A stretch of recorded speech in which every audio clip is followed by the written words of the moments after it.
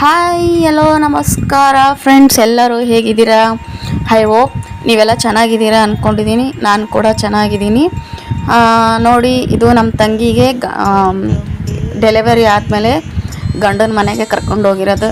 ಯಾವ ಥರ ಗಂಡನ ಮನೇಲಿ ಪಾಪುನ ಮತ್ತು ನಮ್ಮ ತಂಗಿನ ವೆಲ್ಕಮ್ ಮಾಡಿದರು ಅಂತ ನೋಡಿ ಎಂಜಾಯ್ ಮಾಡಿ. ನೀವು ಹೀಗೆ ಮಾಡ್ತೀರಾ? ನಿಮ್ಮದು ಹೇಗೆ ಡೆಲಿವರಿ ಆದಮೇಲೆ ಗಂಡನ ಮನೆಗೆ ಕರ್ಕೊಂಡು ಹೋದ್ಮೇಲೆ ಯಾವ್ಯಾವ ಥರ ಮಾಡ್ತಾರೆ ಏನೋ ಅನ್ನೋದನ್ನ ಕಮೆಂಟ್ ಮುಖಾಂತರ ತಿಳಿಸಿ, ಆಯಿತಾ ಫ್ರೆಂಡ್ಸ್?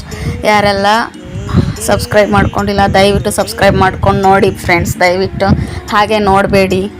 ನೋಡಿ ಯಾವ ಥರ ಪಾಪುನ ವೆಲ್ಕಮ್ ಮಾಡ್ತಾ ಇದ್ದಾರೆ ಅಂತ ಖುಷಿ ಆಯಿತು.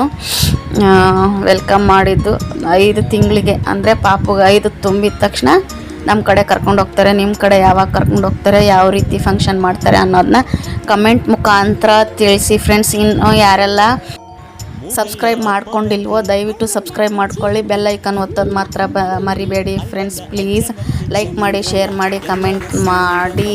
ದಯವಿಟ್ಟು ಇದನ್ನು ರೀಚ್ ಆಗಂಗೆ ಮಾಡಿ ಅಂತ ಕೇಳ್ಕೊತ ಈ ಚಿಕ್ಕ ವ್ಲಾಗ್ನ ಇಲ್ಲಿಗೆ ಮುಗಿಸ್ತಾ ಇದ್ದೀನಿ. ಬಾಯ್, ಸಿ ಯು.